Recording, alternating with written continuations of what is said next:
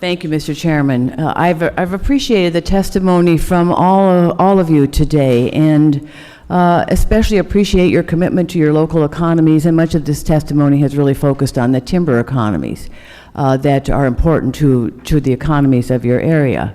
But in the end, our federal lands have a multiple use mandate, and we've also heard from Mr. Gibbs that the economics of his district really focus on the recreational opportunities that are created by the 80% of forested land, federally forested land that exists in your county, I believe you said.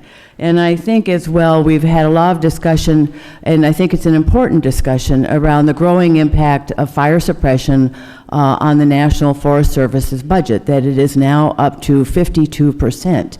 And Mr. Gibbs, again, in your testimony, you referenced the impact of, first of all, budget cuts, and then when fire suppression dictates that, you know, as you said, I think 500 how much?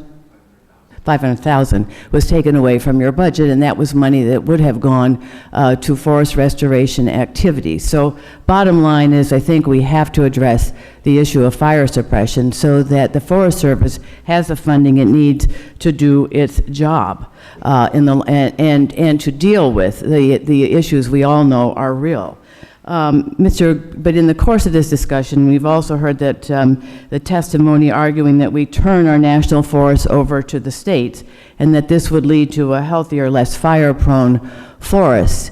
And again, as I said in my opening statement, our state-owned lands are often have a single-use revenue-generating focus. Ours is a multiple-use mandate. Again, Mr. Gibbs, you referenced that not only is recreation and primary use of much of the forest, or an important economic use, but also it provides a water supply to the city of Denver. And this is true of all of our forests, that they do more than one thing. But Mr. Gibbs, based on your experience as a firefighter and county commissioner, do you agree with the argument that turning these forests over to states would lead us to a better place?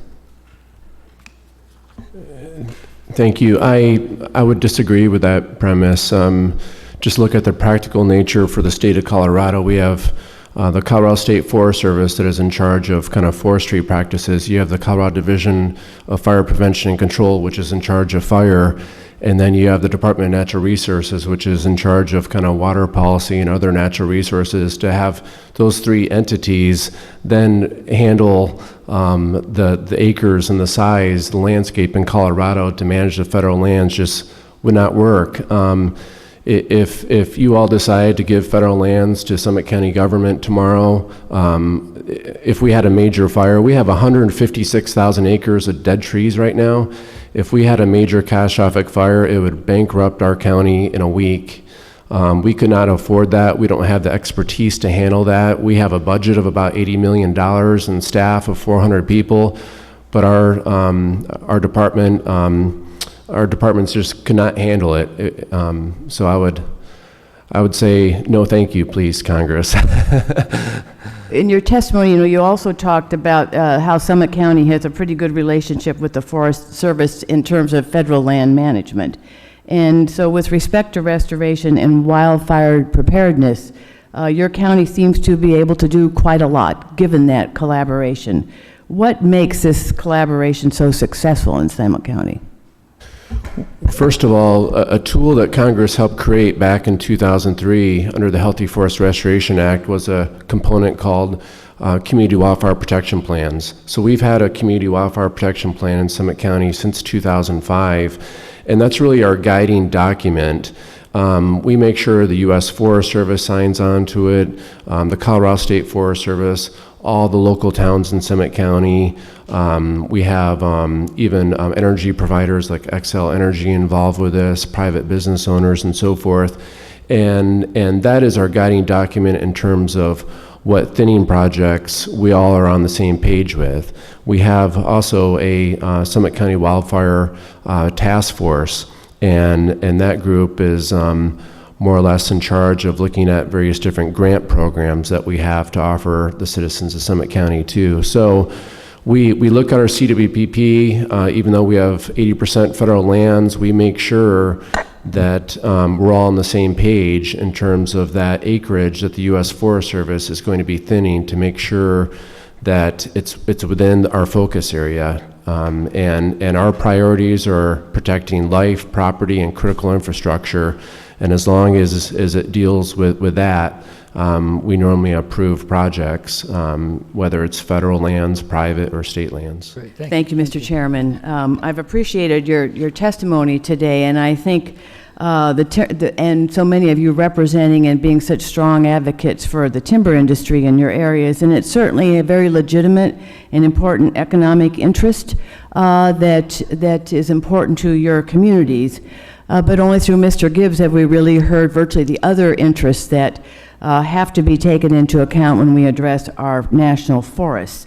Then many of them have a very important economic component as well, but as I've said many times, they serve other important national interests, such as providing clean water to Denver, for example, providing areas that protect our natural habitat for wildlife, whatever it may be.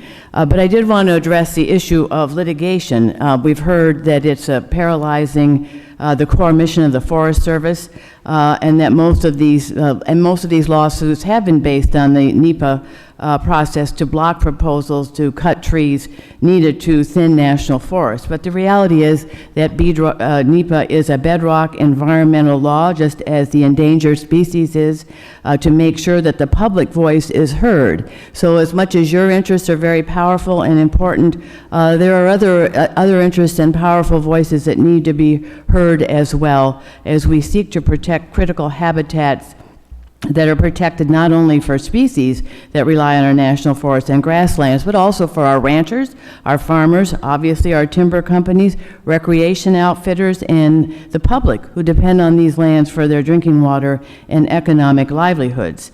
It also helps the Forest Service consider alternate proposals for the benefits of local landowners. In a GAO report analyzing Forest Service data on litigation related to fuel reduction activities found that only 2% of fuels reduction projects subject to appeal were litigated between 2006-2008, so a discrete period of time that was analyzed, and that fuel reduction projects rarely were canceled because of appeal or litigation. Of the appeals filed, 54% of the projects were allowed to move forward without changes, 7% required modifications before implementation, and 8% were not implemented. The rest of the appeals were withdrawn or dismissed. I'd also just like to address the issue of cost. Mr. Gibbs, in your testimony, you recognize the cost that would then fall to the states were they to take over the management of their forests. And I just wanted to focus on some data from Idaho. In 2012, the Forest Service spent $169 million in the state of Idaho on fire suppression alone. Compare that with the $50 million the state spent that year on law enforcement.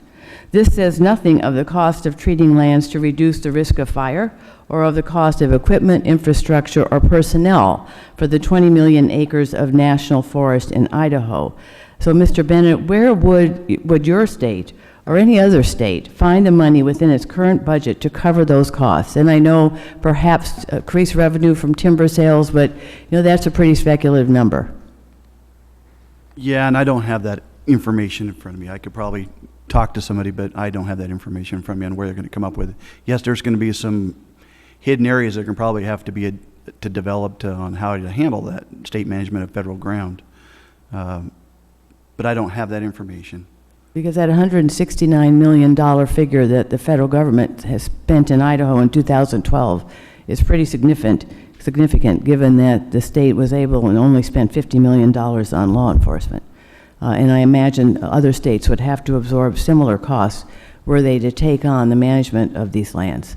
With that, I yield back the balance of my time.